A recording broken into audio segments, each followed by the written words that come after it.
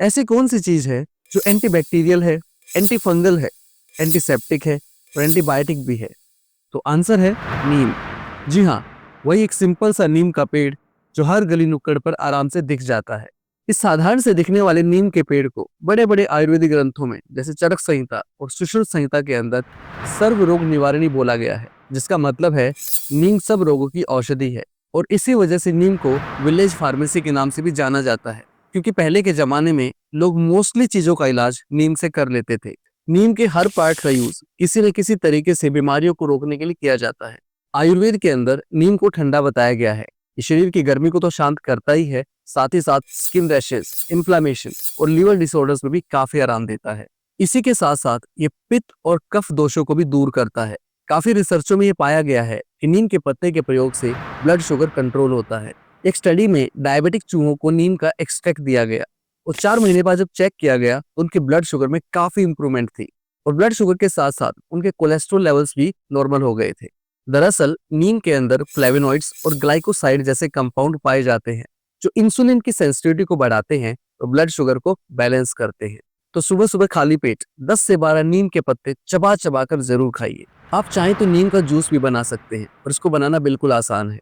15 से 20 नीम के पत्ते अच्छे से धो लीजिए, फिर इसको आधा कप पानी के साथ ब्लेंड कर लीजिए और इसको छानकर पी लीजिए। आप चाहें तो नीम के जूस को करेले के जूस के साथ भी ले सकते हैं। नीम का पत्ता आपके ब्लड को भी प्यूरिफाई करता है।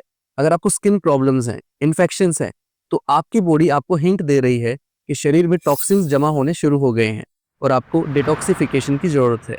और ब्लड को प्यूरिफाई करने के लिए नीम का यूज सदियों से होता आया है। नीम के अंदर 2 कंपाउंड पाए जाते हैं, पहला है निम्बिन और दूसरा है निम्बोलाइड। ये ब्लड वेसल्स की इन्फ्लामेशन को कम करते हैं और ब्लड सर्कुलेशन में हेल्प करते हैं। ब्लड प्यूरिफिकेशन में नीम का जूस रामबाण की तरह काम करता है।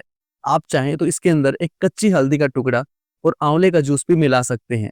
इससे नीम के जूस का बेनिफिट कई गुना बढ़ जाएगा। इसके साथ साथ अगर आप नीम के तेल से शरीर की मसाज करते हैं तो इससे स्किन की बीमारियां तो ठीक होती ही हैं, साथ ही साथ ब्लड सर्कुलेशन भी इंप्रूव होता है। खून को साफ करने के लिए आप चाहें तो नीम की चाय भी बना सकते हैं और इसको बनाना बिल्कुल आसान है। इसके लिए आपको चाहिए 10 से 12 नीम की पत्तियां, 1 टुकड़ा अदरक और 1 कप पानी। नीम की पत्तियों को अच्छे से धो लीजिए, फिर पानी को गैस पर चढ़ा दीजिए और इसमें नीम की पत्तियां और अदरक का टुकड़ा डाल दीजिए, फिर उसको 10 मिनट तक अच्छे से उबाल लीजिए। आपकी चाय तैयार है। खून को साफ करने के अलावा ये चाय सर्दियों में होने वाले खांसी और जुकाम में भी काफी आराम देती है, क्योंकि नीम शरीर में जमा कफ को साफ करता है, जिससे कफ और खांसी में काफी आराम मिलता है। नीम की दातुन को तो आप सब जानते ही होंगे कि आपके दांत तो साफ करती ही है, साथ ही साथ आपके मुंह के अंदर मौजूद जर्म्स और बैक्टीरिया को भी खत्म करती है। दरअसल आप जब शुगरी खाना खाते हैं तो आपके दांतों में मौजूद बैक्टीरिया उस शुगर को तोड़कर एसिड में बदल देता है, जिससे दांतों में कैविटी होने का खतरा बढ़ जाता है। पर जब आप नीम की दातुन या नीम के पत्ते चबाते हैं तो ये आपके दांतों में मौजूद बैक्टीरिया को खत्म करते हैं।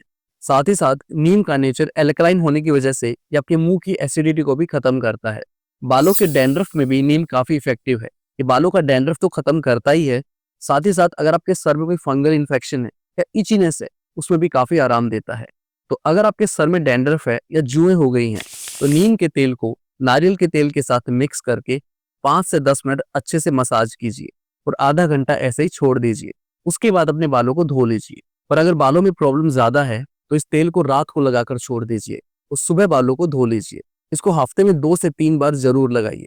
और अगर आप धोने के लिए नीम का पानी लेंगे तो ज्यादा इफेक्टिव होगा। और नीम का पानी बनाना बिल्कुल आसान है।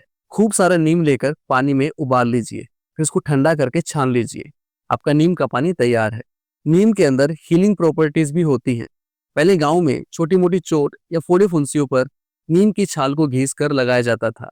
नीम की छाल, जिसको इंग्लिश में नीम बार्क भी बोला जाता है, अगर आप इसको किसी रफ सरफेस पर थोड़े से पानी के साथ घिस लेते हैं तो एक पेस्ट बन जाता है और इस पेस्ट को अगर आप फोड़े फुंसियों पर लगाते हैं तो तुरंत आराम मिलता है। अगर आपको नीम की छाल ना मिले तो आप नीम के पत्तों का पेस्ट या जूस भी लगा सकते हैं। अब बात करते हैं कितना नीम खाना चाहिए और किसको नहीं खाना चाहिए।